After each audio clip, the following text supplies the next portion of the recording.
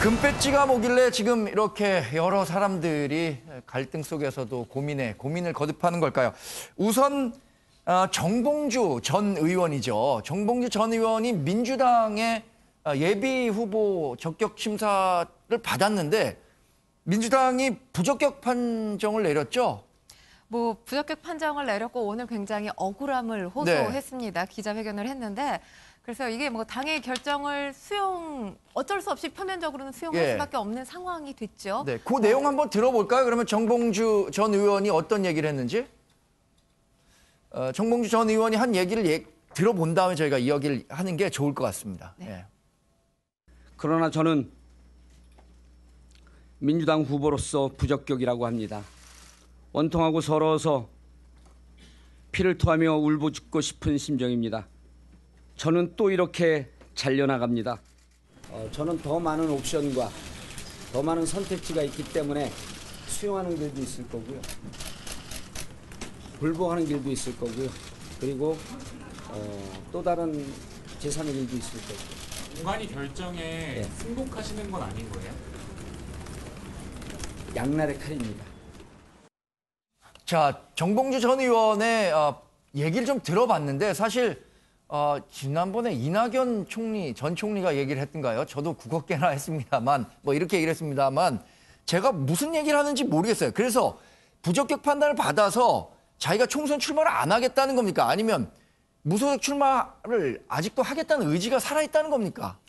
저는 포기하는 거라고 봅니다. 네. 왜냐하면 말은 굉장히 수사가 많습니다. 그리고 본인은 억울하다고 생각할 겁니다. 왜냐하면 1심에서 무죄 판결을 받지 않았습니까? 그랬기 때문에 앞으로 또 받을 것이다라는 스스로의 생각을 하고 있을 거고요. 그리고 그동안의 정치를 위해서 사실은 여러 경로를 통해서 열심히 뛰어왔던 그런 과정들이 있습니다. 억울하긴 할 텐데요. 그런 얘기를 합니다. 상급심에서 무죄 판결을 받아서 이 모함하거나 음해하는 세력이 다시는 발을 붙이지 못하게 하겠다. 다시 말해서 상급심에서 그런 평가를 받는 쪽으로 생각하는 거고요. 총선 승리를 위해서 온 힘을 다하겠다. 저는 이미 정봉주 의원의 그런 여기에 대한 애착들, 정치를 하고 싶은 마음은 있지만 그러나 구체적인 현실에서는 이미 여러 차례 당에서 보류하면서 사실상 나오지 말라고 한 것 아니겠습니까? 그러니까 정봉주 전 의원이 하고 싶은 얘기는 내가 민주당 후보로 나갈 수 없다. 그 사실을 내가 받아들인다. 그러나 민주당에서 이번 총선에서 나에게 어떤 역할을 주지 않는다면 나는 다른 선택을 할 수도 있을 것이다라는 그게 하고 싶은 말 아니었던 건가요? 저는 거기까지는 아니라고 봅니다. 왜냐하면 뭔가를 주게 된다면 사실은 또 다른 논란이 벌어질 수 있거든요. 그렇기 때문에 본인이 사실은 저는 가장 좋은 것은 흔쾌하게 이것을 받아들이고 저는 당을 위해서 백의종군하고 모든 것을 헌신하겠다라고 그런 결정을 하는 것이 좋았는데 본인이 아마 맺힌 게 워낙 많은 것 같습니다. 그동안 했던 발언을 보더라도 그렇거든요.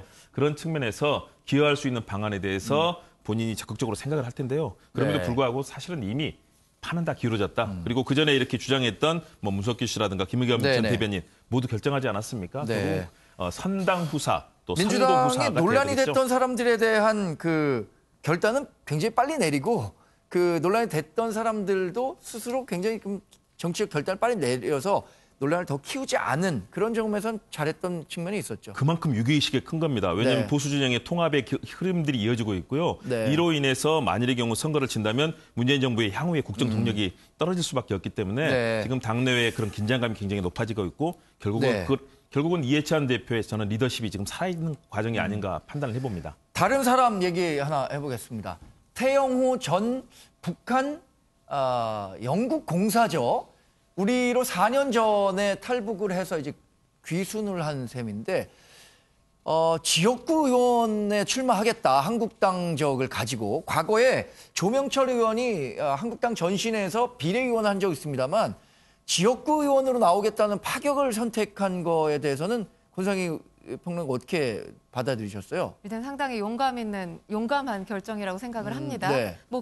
이전에 없었던 일이기 때문에 사상 초유의 일이죠. 그리고 게다가 이 탈북 인사기 때문에 이 태영호 전 공사 같은 경우는 국민적으로 상당히 유명한 인사이기는 하지만 사실 지역구에 나섰을 때 이게 어떤 지역구가 어울리는지도 아직까지 결정이 안 된 상태이기도 하고 그런 상황에서 지역구 싸움에 이 도전장을 내는 건 상당히 용감하고 의미 있다고 보여지고요. 그리고 이 부분을 조금 더 평가를 하자면 지역구에 직접 나서겠다는 건 비례대표보다 더 큰 목소리를 이 선거판에서 미리 내야겠다는 뭐 네. 의도로 보이거든요. 예. 그건 또 다시 말하면 지금 현재 이 문재인 정부 초기부터 대북 정책에 심혈을 기울이지 않았습니까? 네. 근데 심혈을 기울였음에도 불구하고 아직 속의 성과가 보이지 않고 있는 상태입니다. 네. 그렇기 때문에 뭐 이런 이 대북 정책에 대한 심판을 직접 선거 때부터 시작하겠다 이런 의도로 해석될 수도 있을 것 같습니다. 네. 태영호 전 공사가 오늘 출마의 변을 했죠. 국회를 찾았습니다. 어떤 얘기를 했는지를 들어보겠습니다. 21대 국회의원 선거에 도전하겠다는 말씀을 드리기 위해 이 자리에 섰습니다. 저는 대한민국의 그 누구보다 북한 체제와 정권에 대해 깊이 알고 있습니다. 국회 우정활동을 통하여 통일된 대한민국을 만드는데 저의 모든 신명을 바쳐 이 새로운 도전에 임하겠다고 엄숙히 약속합니다. 비례대표가 아니라 자유한국당의 지역구 후보로 도전할 것입니다.